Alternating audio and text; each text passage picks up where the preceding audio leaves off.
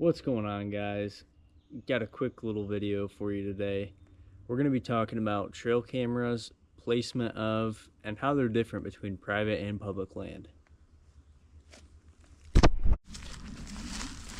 While we're walking, we're going to talk about the main difference between private and public land cameras. In some states, like Iowa, they just passed a bill that says that trail cameras are going to be illegal on public land now, so you might not be able to run them.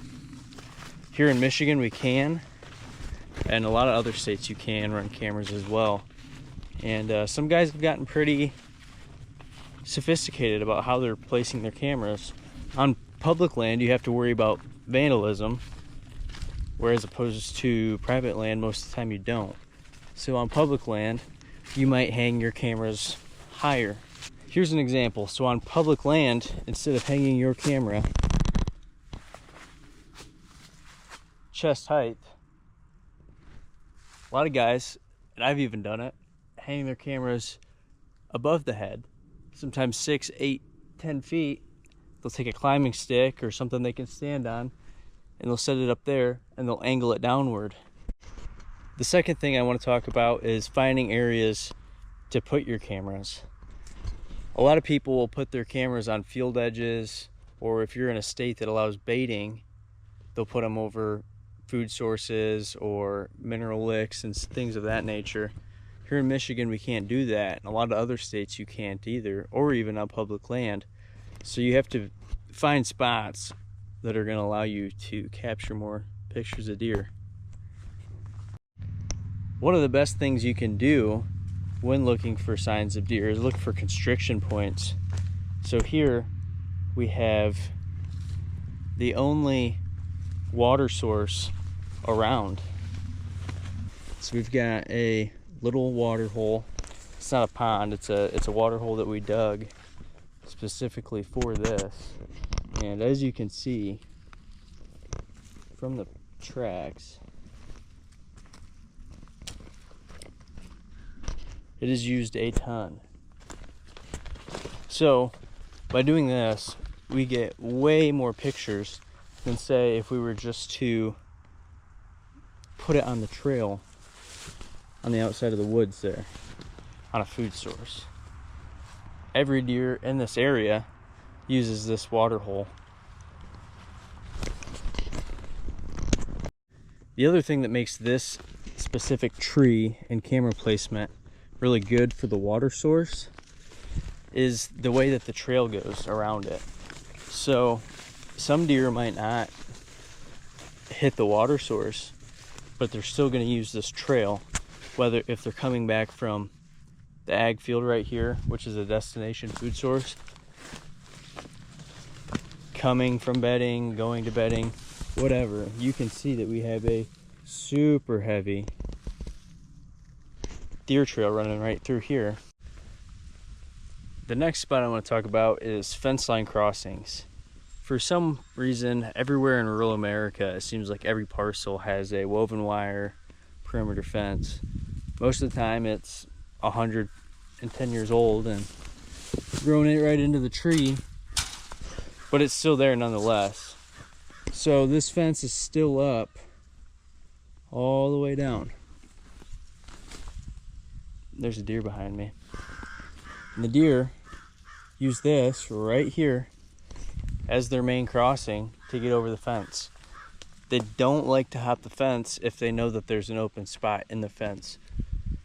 So ideally you could hang a camera right there on that tree, and you would get pictures of a lot of deer that move from this parcel to the next.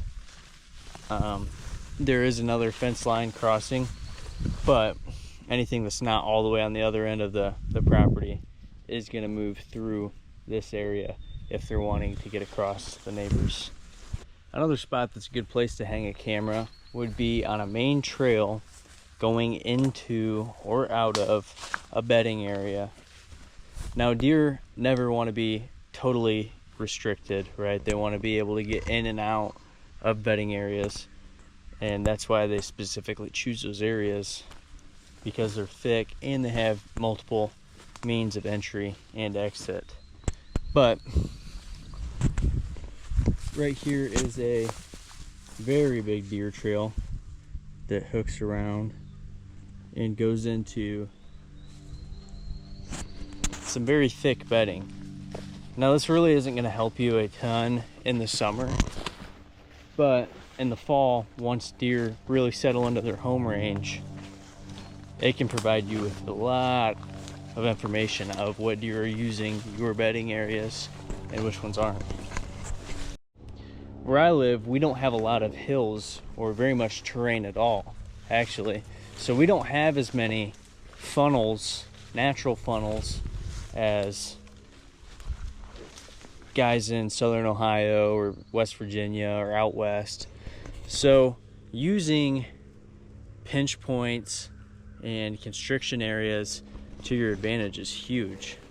If you're like me and you run your cameras 365 days a year, you have to put your cameras in a position to make it worth having them out the whole time. If you're wanting to run trail cameras this summer leading up into the fall, the number one spot that I would hang my trail cameras are water sources. The second place would be probably a really good constriction point leading to a food source or from a food source. And then number three to me would be a food source. Food source is going to be at the bottom of my list because most food sources are going to be acres rather than, you know, a 60-foot general direction like you can capture pictures on constriction points or water holes. I'm not saying that food isn't important, I just think that it's substantially harder to capture pictures of a lot of deer on ag fields. Unless you have a bait site or a mineral site, it's going to be way hard to try to catch a deer getting a bite to eat with the camera. In September, I'm going to move my trail cameras again once bucks lock back down into their core range and they stay there for the rest of the season. They're going to start checking bedding areas in the middle to end of October or later, depending on where you live. And they're going to be more concerned about food for a little while before the rut than they are right now. One of the best ways for me to decide where I need to put my trail cameras up are going out and glassing fields here in the summer. I spend a couple nights a week scouting, and it might be as simple as just parking your truck on the edge of the field and glassing, 20 minutes before dark and watching till dusk. The last thing I'm going to say is trail cameras, cell cameras, whatever your preference be between those two, doesn't matter to me. But nothing is going to give you more information than being boots on the ground, reading sign in the woods, driving around your fields, walking, having a pair of binos on you, analyzing for yourself. A cell camera can give you good information like what time a deer walked by, and you can pinpoint exactly how many times a specific buck has walked by your trail camera. But reading sign, being in the woods, and understanding how deer move are going to help you substantially more than any information that a cell cam can give you. That's all. Thank you. So today is Saturday, a little sneak peek action right there, June 27th. This video is going to be out tonight on Saturday, June 27th. Tomorrow on Sunday, we're going to have a bow hunting video dropped. You caught a little glimpse of the deer there on the lock screen, but anyway, we're going to have that video out tomorrow. Make sure you watch that. I recently found the footage to that hunt again. I had misplaced it for a while, and self-filmed. Camera work's not the best, and I already apologized for that, but bear with me. It was a good hunt, and till then, we'll catch ya. Thanks for watching.